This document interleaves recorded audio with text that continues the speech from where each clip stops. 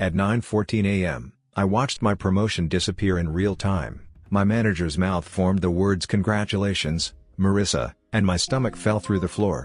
2 hours earlier, a neon post-it appeared on my keyboard: "Stop asking questions." No signature. No context. If you think that's a coincidence, buckle up. Before I dive in, hit subscribe, tap like, and tell me in the comments, who's wrong here, and what would you do in my place? I'm Alex, operations lead at a mid-size SaaS company where success is measured in dashboards and who you sit with at lunch. I've been the safe pair of hands for 18 months, late nights, clean audits, smooth launches. That promotion to senior ops manager was supposed to be a formality. Instead, Marissa, our VP's favorite, got it with a smile that didn't reach her eyes. "We just need more visibility," my manager mumbled, not looking up. Visibility? I'd spent the last week quietly mapping a weird pattern: tasks reassigned at midnight, approvals vanishing from Jira, and a suspicious error that made my team look incompetent. I kept screenshots. I kept timestamps. I kept my mouth shut, mostly because every time I asked about it, someone changed the subject, and then the post-it showed up. At 11:07, HR pinged me, "Quick sync?" They never say why. In our company, quick sync means trouble dressed like feedback. In the glass room, the HR rep slid her laptop around. "We have concerns you've been deleting approvals and backdating tickets." My name, right there, pinned to a string of late-night changes I didn't make. My badge shows me home by 8:30 most nights. So how did I become the midnight vandal? Tell me in the comments, do I confront Marissa, the VP, or IT first? And yeah, subscribe if you want the receipts. I sat there in HR's glass fishbowl office, the kind where everyone walking past pretends they're not staring, and I could feel my whole career tilting sideways. The rep's voice was syrupy but sharp underneath. "These patterns point to you. Late-night edits, approvals vanishing, timestamps aligning with your account." I almost laughed. Me? The guy who double-checks every login and locks his laptop before going to the restroom? But they weren't joking. The evidence was all neatly laid out: screenshots, logs, metadata. It looked airtight. Until you realized none of those late-night edits matched my actual working hours. And then it hit me. The post-it. "Stop asking questions." Someone was trying to shut me down, and now they'd found a way to make me the fall guy. I asked HR who raised the complaint. Of course, they wouldn't tell me. "We just act on the data we're given." Classic dodge. I kept my face neutral, but inside, I was boiling. Walking out, I passed Marissa. She gave me that half smirk, the kind you flash when you know you've already won. She didn't even bother to hide it. And suddenly, the promotion made sense. If she, or someone protecting her, framed me, then removing me wasn't just about a title. It was about silencing the one person connecting the dots. That afternoon, I dug deeper. Calendar invites that didn't match meeting rooms, Slack messages deleted from group chats, and approvals backdated to hours when only Marissa's team had access. She wanted visibility? I was about to give her more than she bargained for. But the question was, do I expose what I have now, or keep watching and collect something undeniable? What would you do? Blow it up immediately, or play the long game? The next morning, HR called it an open and shut case. That phrase stuck in my head like a bad ringtone. Open and shut? For something that could tank my career? They acted like it was a parking ticket, not sabotage. The rep slid me a printed sheet of evidence time logs showing edits from my account at 12:47 a.m., 2:03 a.m., and 3:18 a.m. My stomach dropped. At those times, I was asleep in my apartment 2 miles away. I even had smart home logs showing my door locked at 9:02 p.m. the night before. But they didn't care. "Alex," the rep said, leaning forward, "unless you can provide a reasonable explanation, this could escalate." Reasonable explanation? What was I supposed to say? Ghosts are logging into Jira with my credentials. Here's the thing, our system used multi-factor authentication. Even if someone had my password, they'd need access to my phone. Unless someone had cloned my credentials. That wasn't just shady, that was inside help. I asked IT to pull badge swipe data for those nights. Suddenly, silence. No follow-up, no acknowledgement. That's when I realized HR wasn't after the truth, they were after closure. A neat little bow, tied around me. But if someone went that far to bury me, they'd slip up eventually. People like Marissa? They always do. That afternoon, I noticed something odd in our shared team calendar, a recurring invite titled Late Night Sync. No details, no Zoom link, Just 3 initials in the guest list, MR, VP, and another name blacked out. Why would someone redact a calendar entry? Something was happening after hours. And if I wanted to survive, I'd need to see it for myself. So, would you stake everything on sneaking into an after-hours meeting? Or play it safe and risk losing everything anyway? That calendar entry, late night sync, became my obsession. It repeated every Thursday at 11:30 p.m., a time no sane employee should be in the office. The initials were obvious, MR was Marissa, VP was Victor, our actual VP. But the third attendee? Someone deliberately blacked it out. That wasn't normal. Redactions don't just happen in Google Calendar. Someone went out of their way to keep that name hidden. I couldn't shake the feeling that this was connected to my fake late-night edits. If they were logging in under my name, maybe these syncs were when they coordinated. So, I left a breadcrumb of my own. I accepted the invite with a burner account I kept for testing workflows. A dummy profile no one should notice. Within minutes, the invite disappeared entirely from my view. They caught it. That alone told me I was onto something. The next Thursday, I drove past the office around midnight. Sure enough, 3 cars sat in the lot, Marissa's sleek white BMW, Victor's Tesla, and a third one I didn't recognize, a nondescript black sedan with tinted windows. I didn't go in, not yet. Instead, I checked my system access the next morning. Bingo, more edits under my name logged during that exact window. Whoever was in that room wasn't just meeting, they were actively covering their tracks while I slept. Here's the kicker, I traced one of the deleted approvals. It led to a project that rerouted budget allocations, funneling money from operations to a special initiative managed by, guess who, Marissa. Now I wasn't just fighting for my job. I was staring at fraud. Real, career-ending fraud if exposed. The question was, do I take this to IT security, or keep watching to see just how deep this hole goes? What would you do if you were me? Blow the whistle now, or keep digging? I decided to keep digging. If this really was fraud, blowing the whistle too soon without hard evidence would just make me the disposable distraction. So I turned to Slack, our company's lifeline. That's when I noticed something eerie. Messages were disappearing, not just edited, but gone. Threads where Marissa promised deliverables, where Victor casually approved budget moves, suddenly had gaps. Like Swiss cheese conversations.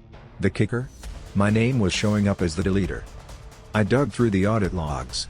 Normally, only admins could delete across channels. I wasn't an admin. So how the hell was Alex, me, erasing entire conversations? That's when I found the ghost. At 2:11 a.m., a Slack login from an IP tied to our own office building. Same time my account supposedly made Jira edits. Whoever was inside had elevated privileges and was impersonating me. But here's where it got darker. Buried in one private channel, before it vanished, I caught a screenshot, Victor telling Marissa, as long as Alex looks guilty, no one will dig deeper. He's too clean, it's perfect. That sentence kept replaying in my head. Too clean. They weren't just sabotaging me, they chose me, because I was the easiest scapegoat. I started saving everything, screenshots, logs, even setting up an external drive at home. Because if they were watching me, I needed a copy outside company servers. And then something happened that made my blood run cold. A Slack notification popped up at 3:04 a.m. on my phone. A direct message, from myself. It said, "Stop. Or you'll regret it."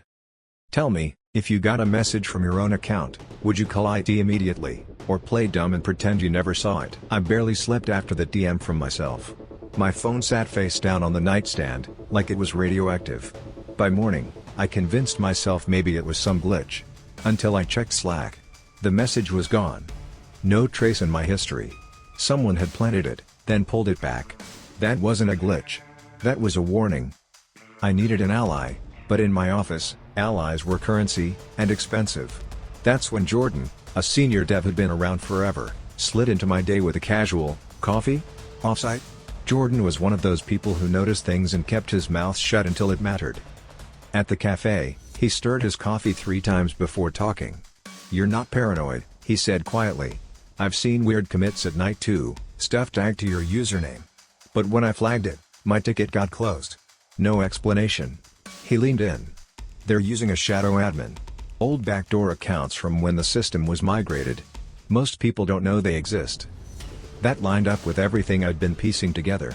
Jordan wasn't just confirming my suspicions, he was handing me the blueprint. Then he dropped the bomb. "Look, I shouldn't even say this, but I think legal's in on it. They signed off on expense reports that don't make sense. You were set up months ago." My pulse spiked. Months? This wasn't just sabotage. It was a coordinated takedown. "Why tell me this?" I asked. Jordan looked at me, serious. "Because they picked the wrong guy. You keep files. You notice details. That makes you dangerous, and maybe the only one who can stop them." As he slid a USB drive across the table, I realized I had a choice: take his lead and risk exposing both of us, or walk away before I sank deeper. So, if you were in my shoes, would you trust the whistleblower? Or assume he's just another setup? I stared at the USB drive all night before I finally plugged it in.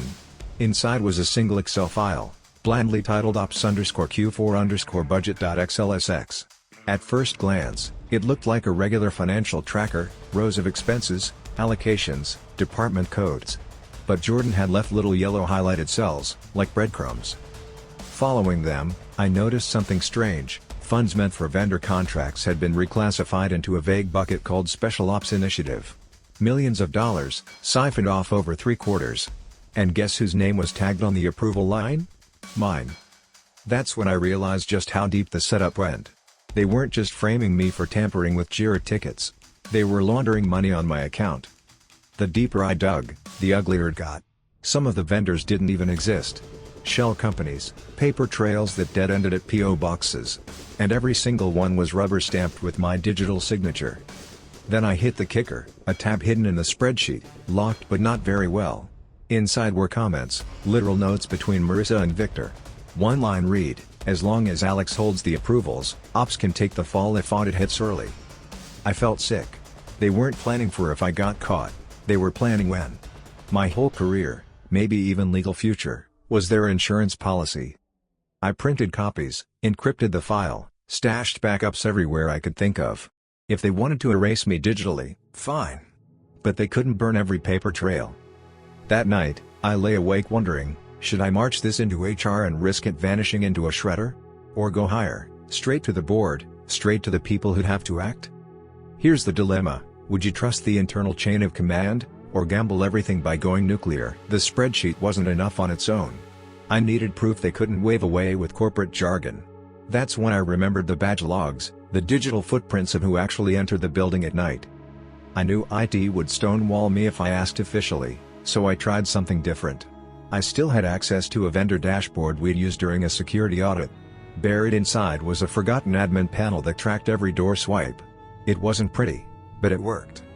The logs told a story. Marissa's badge pinged the office doors at 11:27 p.m. every Thursday, followed by Victor at 11:29. And then, at exactly 11:31, an unknown credential opened the server room. That wasn't supposed to be possible. Every badge is tied to a name. This one showed nothing but a string of numbers. The same nights those unknown swipes happened, my account was logged into JIRA and Slack from inside the office. Like clockwork.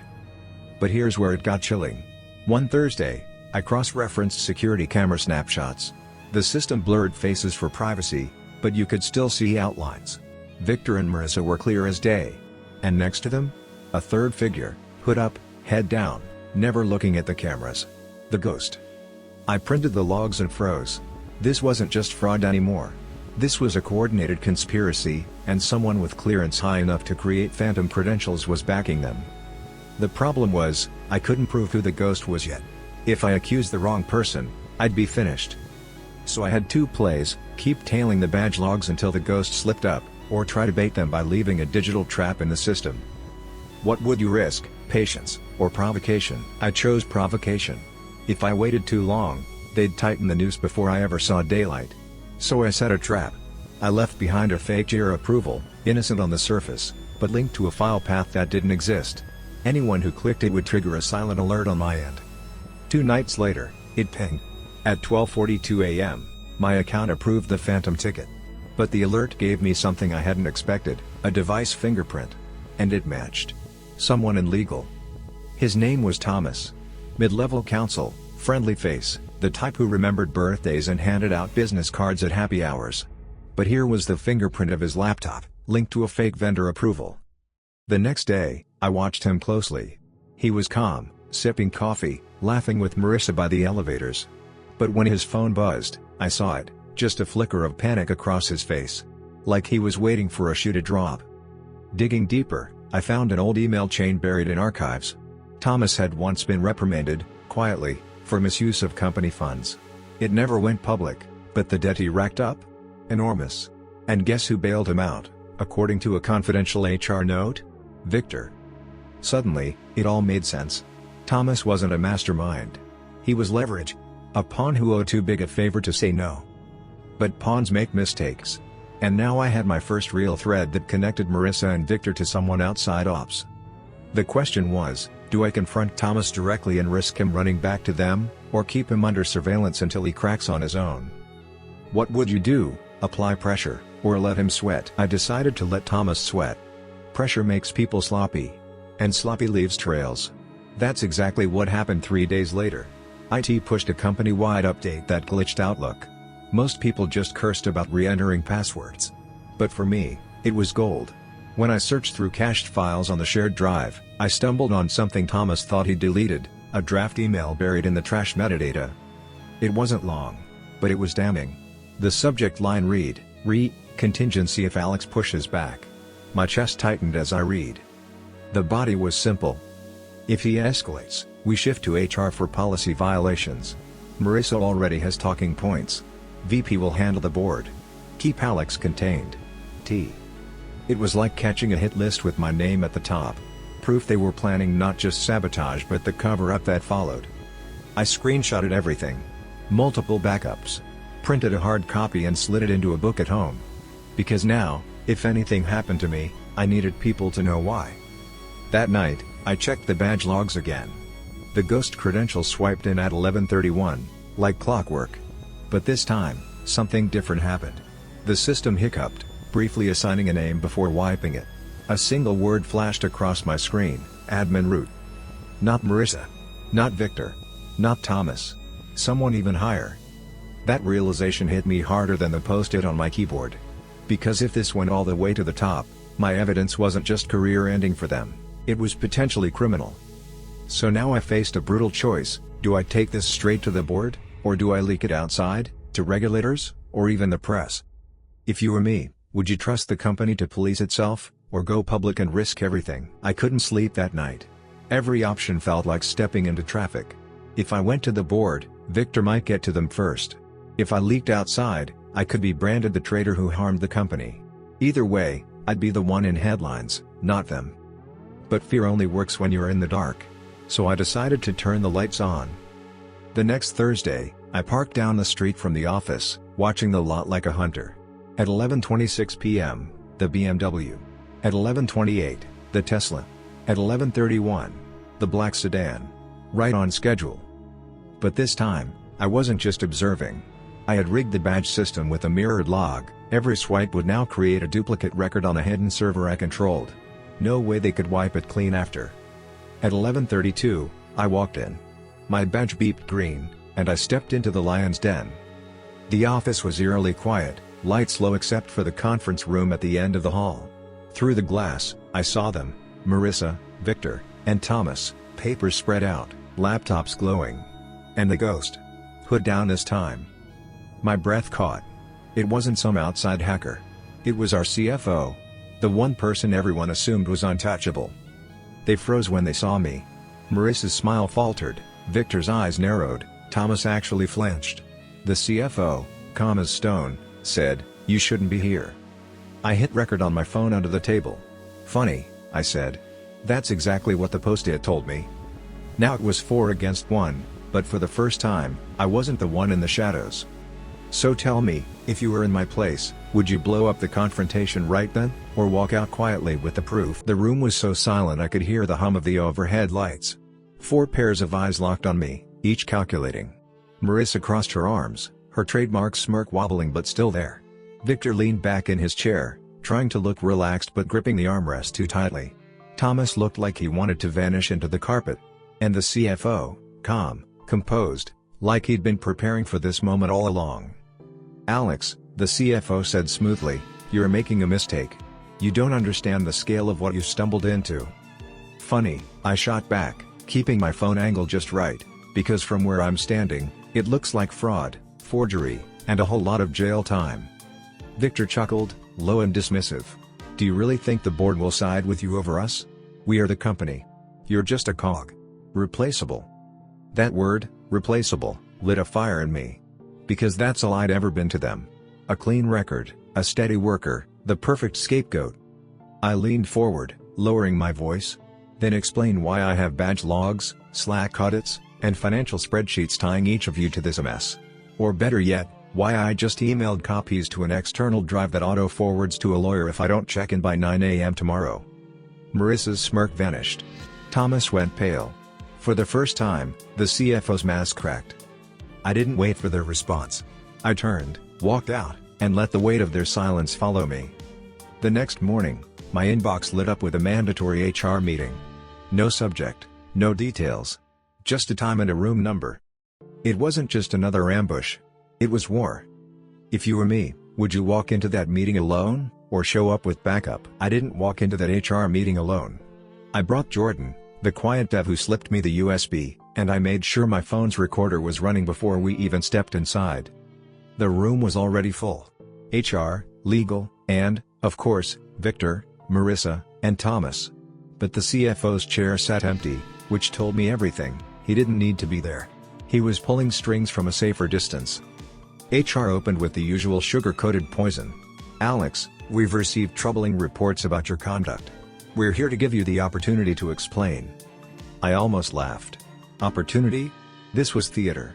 They expected me to fold. So I laid it out. First, the badge logs, timestamps showing my edits matched perfectly with their midnight meetings. Then the spreadsheet with their initials in the hidden tab. Then the Slack audit logs, proving my account was hijacked. Every piece I dropped onto the table made the room colder. HR's smile faltered. Legal shifted uncomfortably. Thomas stared at his lap like a kid caught stealing. And then Marissa snapped. "Fine. You think you're some hero? You have no idea what you've risked. Do you know how much revenue those special initiatives brought in? Do you know who approved them before us? You're not exposing fraud, you're exposing strategy." Her voice cracked halfway through, the mask slipping. She realized too late what she'd admitted. Jordan slid a flash drive across the table. "That's a copy of the same evidence," he said calmly. "If Alex disappears from this company, so does every shred of plausible deniability." Victor's jaw tightened. Marissa looked like she wanted to claw the table in half. HR? They looked ready to call security just to break the tension. But instead, the head of legal cleared her throat and said, "We'll need to escalate this." Translation: we were officially too dangerous to bury quietly. "So tell me, if you had them cornered like this, would you push for immediate termination, or let them twist while the investigation dragged on?" I chose to let them twist. Immediate termination would have been satisfying, sure, but it would also give them the chance to vanish before the truth spread. If there's one thing I'd learned, it's that cornered people are dangerous. Better to keep the spotlight fixed on them until the rot was undeniable. The following week was chaos. Whispers spread through the office like wildfire. People noticed when Marissa stopped strutting through the halls, when Victor canceled meetings without explanation, when Thomas avoided eye contact entirely. Even the CFO, usually the untouchable ghost, suddenly took leave for personal reasons. Everyone knew something was coming. Meanwhile, Jordan and I made sure it did come. We'd packaged the evidence into a clean, airtight report, cross-referenced logs, financial trails, screenshots, even Marissa's own outburst in the HR meeting. We delivered it to the audit committee, bypassing every chain of command that could intercept it. Within days, investigators swarmed in. HR went silent. Legal stopped smiling. Marissa tried the apology route, cornering me in the break room, whispering about misunderstandings and pressure from above. I didn't bite.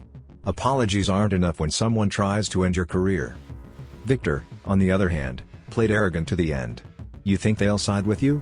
Without us, this company doesn't run." But arrogance doesn't erase spreadsheets and badge logs. As for Thomas, he cracked first.